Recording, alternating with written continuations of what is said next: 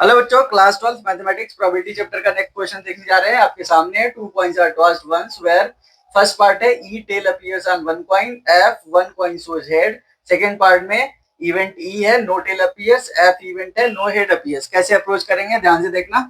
Solution लिखने जा रहे हैं तो पहला सिंपल स्पेस लिखेंगे, H H H T T H T T बनता है बच्चों, ठीक है, अगर दो कॉइन को टॉस कराते हैं तो। अब ई यहाँ पे क्या है, टेल अपीयर्स, तो ई इज इक्वल टू क्या हो जाएगा, tail appears on one coin, तो टी एच हो जाएगा और एच टी हो जाएगा बच्चों, ठीक है।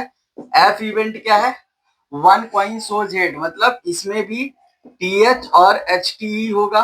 क्यों? क्योंकि वन कॉइन शोज, यहाँ पे देखो वन कॉइन शोज हेड, तो एक हेड दिखना चाहिए। अब ई इंटरसेक्शन एफ कितना हो जाएगा बच्चों, यही सेम रहेगा, टी एच एच टी, बोलो हाँ।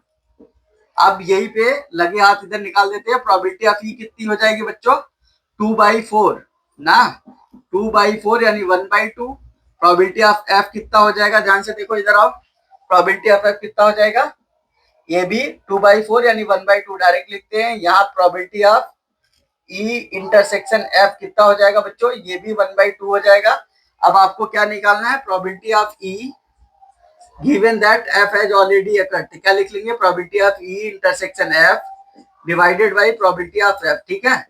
तो ध्यान से देखो, ये है 1/2 डिवाइडेड बाई कितना लिख लोगे, probability of f, ये भी 1/2 है, तो ये बच्चों कितना हो जाएगा, ये कट जाएगा, 1 आ जाएगी, कितनी 1 आ जाएगी। दूसरा है बच्चों, ध्यान से देखो, सेकेंड पार्ट है, यहाँ पे नो टेल अपीयर्स, तो ई कितना हो जाएगा, नो टेल अपीयर्स मतलब एच एच हो गया, और प्रोबेबिलिटी ऑफ ई कितना हो जाएगा बताओ, 1/4।